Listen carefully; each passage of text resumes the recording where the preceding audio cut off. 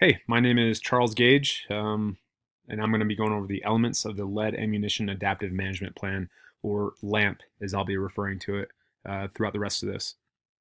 So these are the topics that we're going to cover in this very brief presentation. Um, Stakeholder groups that are associated with LAMP, as well as the overarching goals of LAMP and the objectives of those goals. And finally, we'll wrap up with a references page in case you have any interest in the stuff that I'm presenting here. So for the stakeholder groups, if we're looking just at now national wildlife refuges, U.S. Fish and Wildlife Service manages all of the refuges in the country, so they'll be a large stakeholder. If for some reason this evolves into something that is more representative of Colorado State and as a whole, we'll be uh, including Colorado Parks and Wildlife as well, since they manage all the state lands and everything here in Colorado. Um, for resident hunters of Colorado, they're a large stakeholder group with 361,089 big game tags being issued in 2019. And then those non-resident hunters of Colorado are also a large stakeholder group with 102,444 non-resident big game tags being issued in 2019. The general public, they're also a large group, be that native Coloradans or people that come and visit.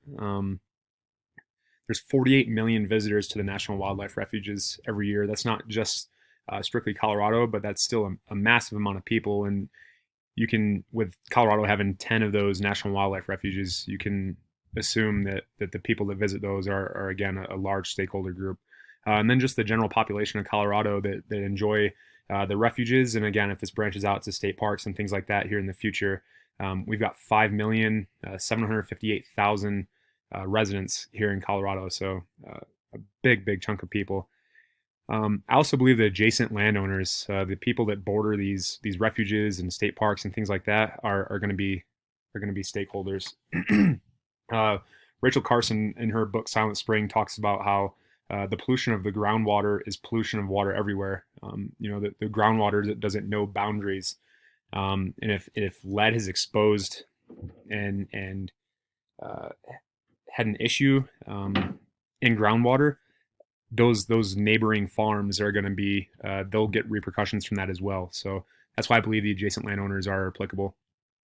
The overarching goals of LAMP, it was kind of hard to pin down specific percentages or numbers for lead and its utilization.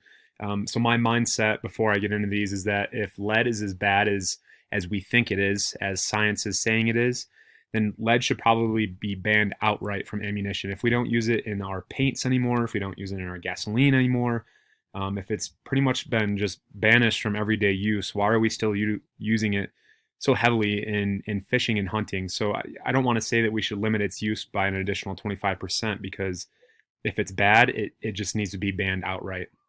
So my overarching goals for LAMP, and it's kind of progressive, these goals. So to better understand the ecological impacts caused by the use of lead ammunition, I've got a picture right here on the right, and you can see what a lead bullet on the left looks like, all the fragments, and that's just nasty. You don't want that anywhere in your meat or anywhere.